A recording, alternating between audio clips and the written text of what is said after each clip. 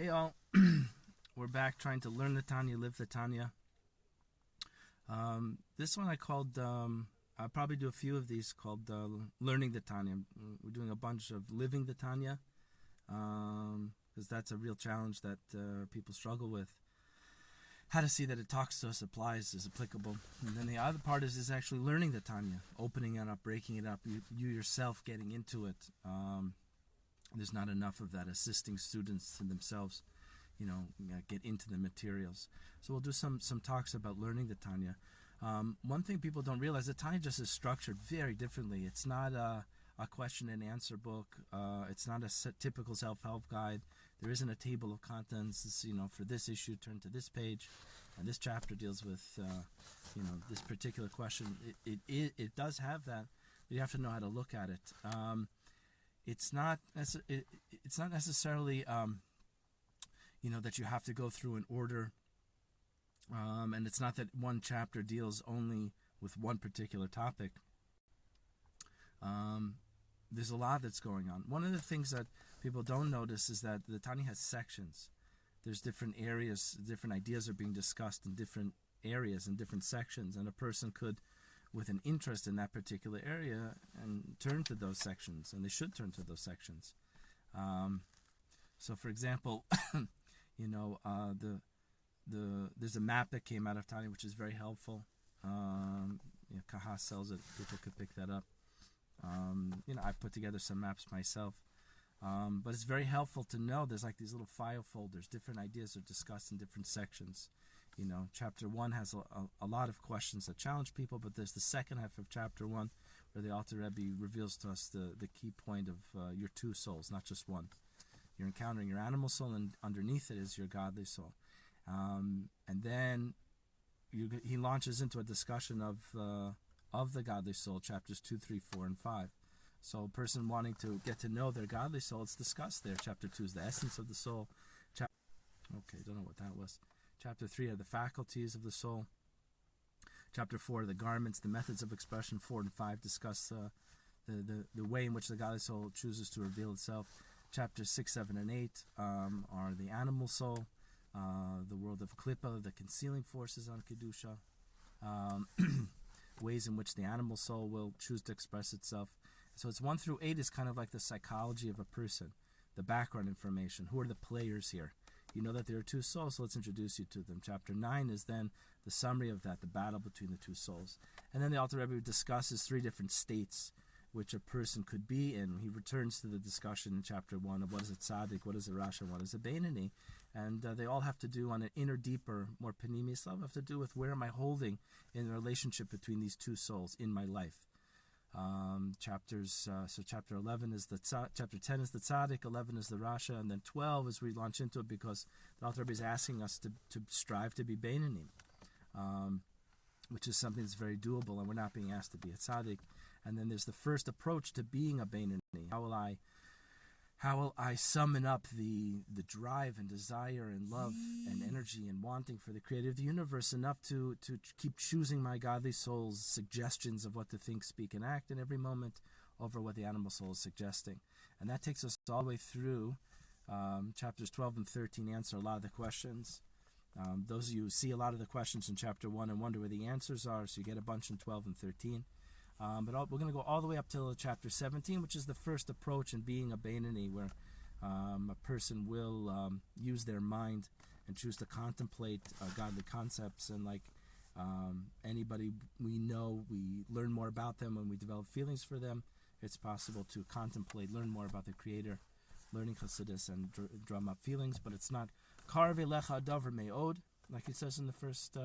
On the very first page over there, the whole mission statement of the Tanya is to explain how doing Yiddishkeit, doing Judaism, serving God, which is having a relationship with God that's we express in learning Torah and doing mitzvahs, that's totally doable for us. The first approach is that, you can contemplate and summon up a feeling of love, and then that will motivate you to do the positive commandments, and a feeling of awe and respect for the Creator, and that will motivate fulfillment of the prohibitions.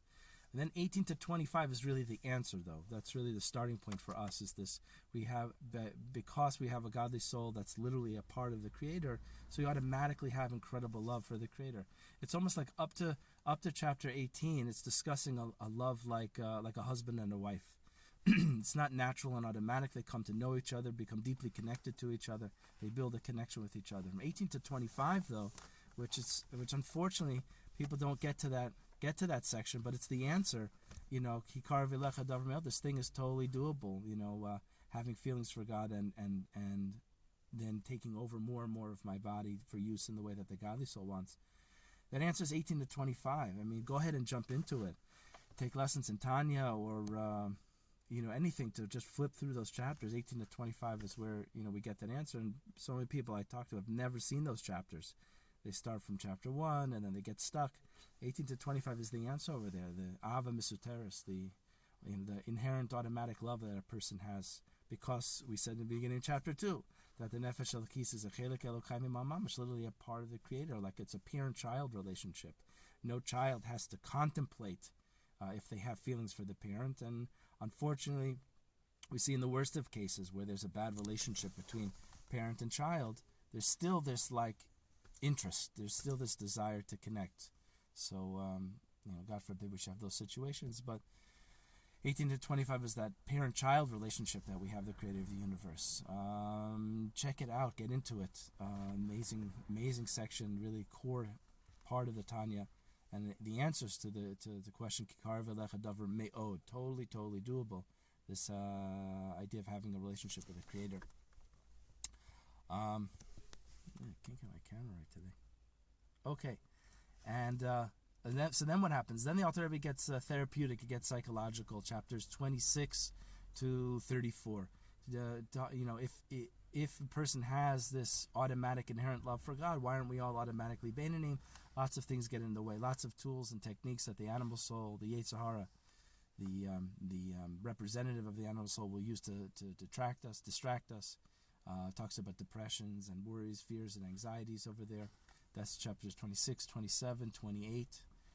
29 and 30 deal with kind of a spiritual malady, being really stuck and your animal soul overexpressed.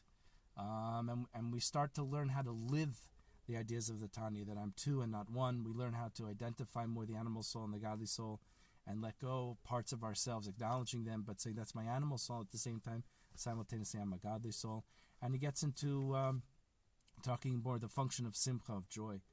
And then from there, the Alter Rebbe will move on to the back end of the Tanya, so to speak, different levels of love and fear. But already, if a person can get into 18 to 25 and also spend some time in the troubleshooting section over there, 26 to 34, and don't be afraid to jump around.